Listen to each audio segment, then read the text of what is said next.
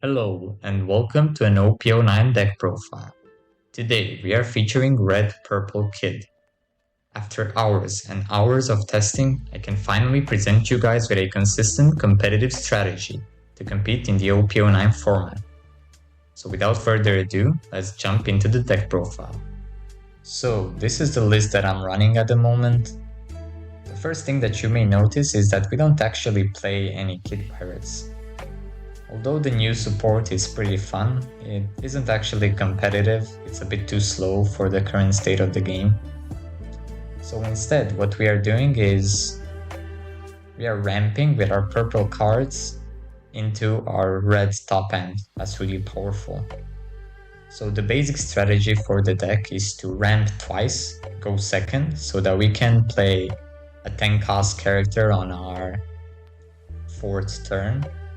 So instead of 8 down, we will be at 10 down and we can slap down our Shanks and control the game from there. We can also just spam our leader ability as soon as we hit 10 down.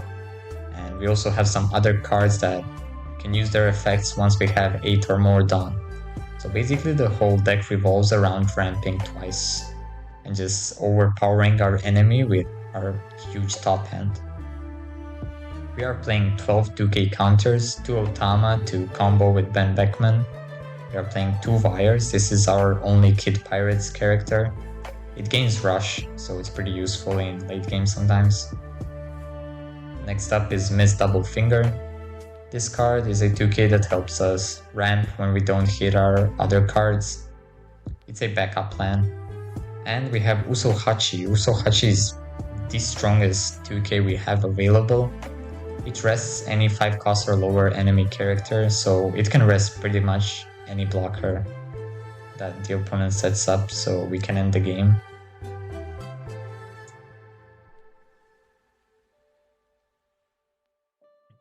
For our big bodies, we are playing 2 10 cost removal Shanks. This card is really good to remove some of the top end like Gecko Moria, like Zoro, like Yellow NL. Next up we have Monkey D. Dragon. This card is really powerful in this deck. We can combo it with some other cards for the 10 down to help us finish the game. 10 cost Shanks, same thing, it's really powerful, it's a rush character and it minuses our whole opponent's board by 1000. It is insane value and this is probably the best card in the deck. The reason we are playing Ben instead of the Edward Newgate that came out in Structure deck is because Ben trashes instead of KOing, and it's also not a brick.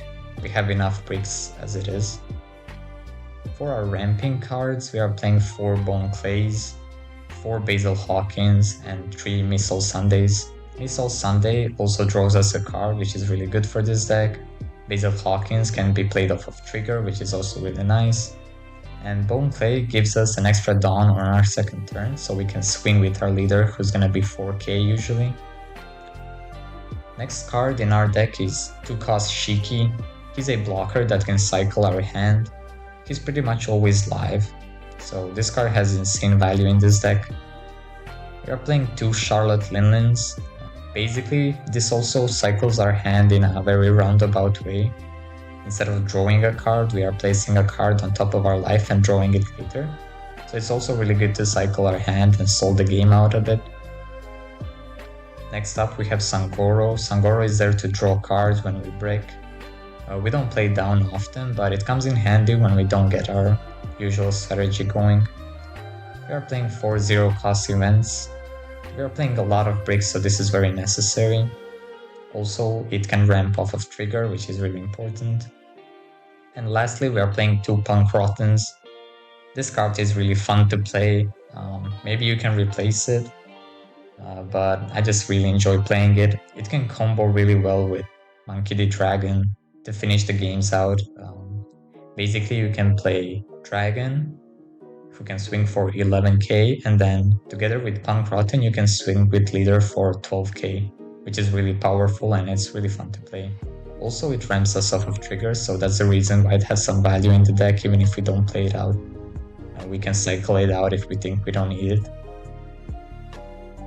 Before we get into the gameplay, just a quick disclaimer for you guys. This deck is not optimized to play against Dofi.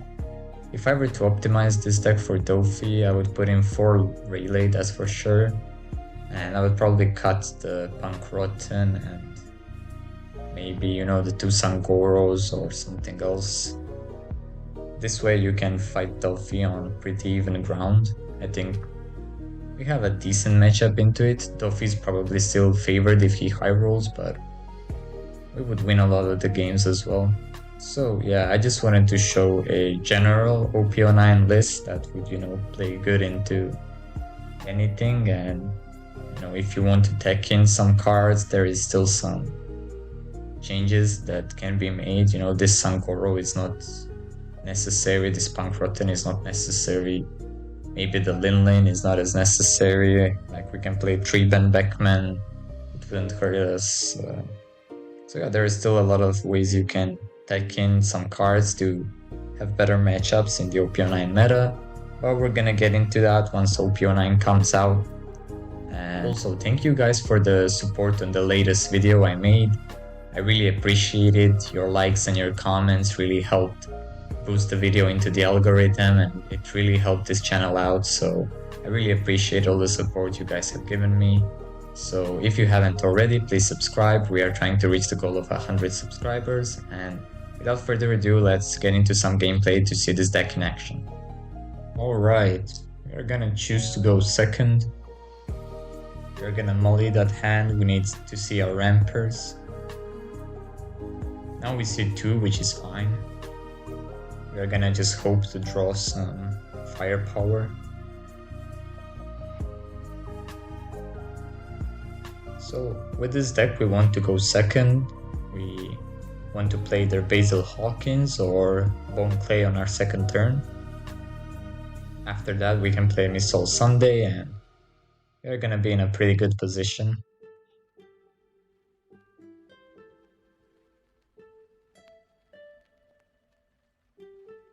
There we go. Now we have our late game setup.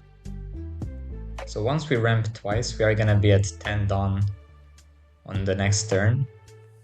So after we drop Missile Sunday on turn 4, we're gonna play 10 Cost Shanks.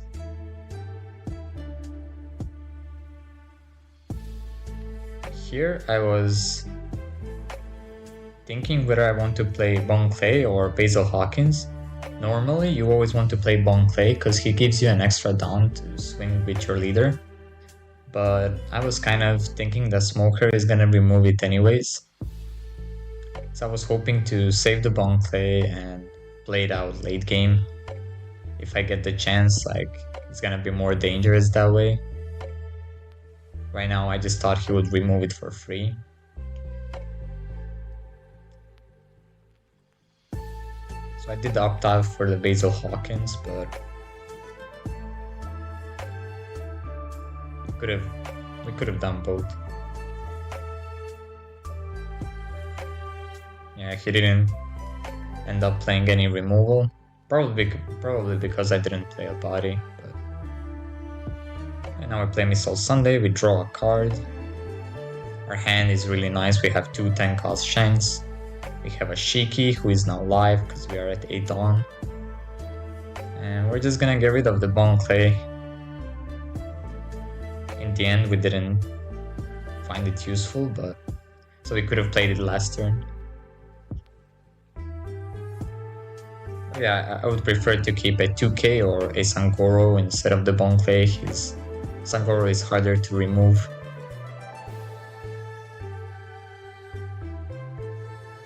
He ends up popping my Shiki with Ice Age, which is unfortunate, but it's not a big deal. We got our cycling of the hand.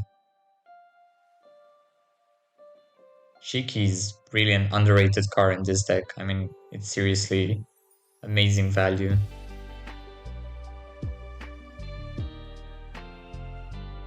Late game, you can play it together with Dragon on your 10 Dawn turn.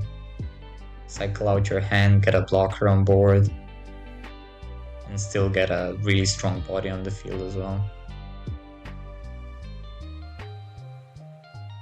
So we are at 10 Dawn, we can just drop Shanks, start swinging in. we're gonna get some control over the board. Unfortunately, we can't swing with our Basil Hawkins here. But we are applying pressure with our Shanks. He's gonna be really hard to remove. Unless he has more Ice Age in hand, which would be unfortunate. We do have another one coming next turn, so that's the power of this deck. You get to 10 Dawn so fast, you start dropping these big bodies. Your opponent has no way to deal with them, even if they are black. And have a ton of removal. You need a lot of resources to remove a 10 cost body from the field. And they always want to remove Shanks because he applies so much pressure and board control with the -1k. So let's see what they're gonna do here. We have a lot of counter in hand. In the beginning, when I was building this deck, I was lacking a lot of... Oh, we got a hit by the issue. I didn't expect that. That's unfortunate. Yeah, I kind of forgot about him. But it's all good. We did lose 2k counters, which is pretty bad, but honestly, I wouldn't counter out early game anyways with this deck. Like, oh, we drew a Shanks, that's perfect. We can just remove the issue for free. Easy. We have another 10 cost body on the field. We can now spam leader ability as well, swinging 7k every turn. 7k, 12k. It's really hard to defend against. And our hand is still pretty healthy as well. We have another Shanks that we can drop next turn. We have 2k counters. We have a Sankoro, Bone Clay. We are doing good at the moment. He chose to counter out. He's wasting a lot of resources. I mean, not wasting, but he's using a lot of resources here. He's probably gonna drop a Gecko Moria now, bring back the Rebecca.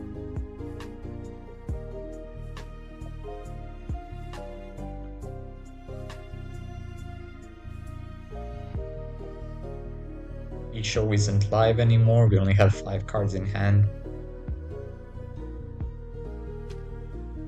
I don't think I was able to avoid the issue there, like, I don't remember how the game went, but...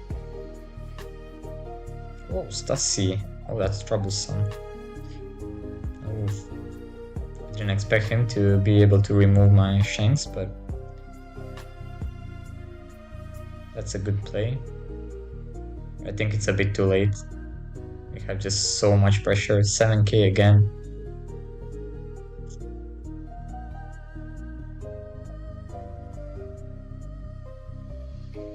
Remember guys, at 10 Dawn you can just use your ability for free every turn. You just return the Dawn next turn. And yeah.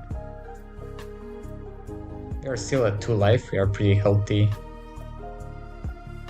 Even if he takes 2 life here from us, we are able to close out the game next turn. So he has to play some blockers. He doesn't seem to have a Gecko Moria in hand, which is pretty unfortunate for him. Maybe if he dropped the Gecko and the Rebecca, maybe next turn he would be able to win the game somehow. I don't have any blockers in hand at the moment. I don't have much counter either.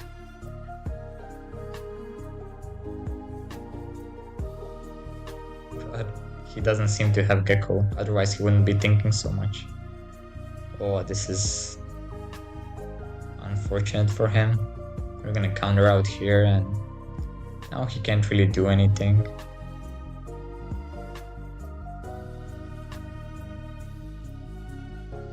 Yeah, he's gonna play a Rebecca here. He can dig for a 2k counter that way as well, yeah. But... We're still at 1 life. Does he have any rushers now? Like, doesn't have rushers. So... yeah, we're just gonna swing for game here. We drew another Shanks. So this is crazy. We just dropped 4 10-cost Shanks in a row. That is absolutely insane, guys. And we kept spamming leader ability, swinging 7k every turn. So he can just like counter out for 1k or It's just crazy value, honestly. This deck is so powerful when it rolls. The strategy is pretty consistent, I think. As you guys could see, we didn't open a great hand. We didn't like open something insane and just high roll. Like this is a completely normal game for us. This is what we do every game, pretty much. You just ramp twice. You're gonna draw a big body eventually. You have like 12 of them in the deck. So there's just no way that you break. And yeah. And for the final thoughts, I do think this deck should be considered tier 2 in the upcoming format. I think you have a lot of good matchups. I think the deck is really powerful. I don't think you have any like really bad matchups.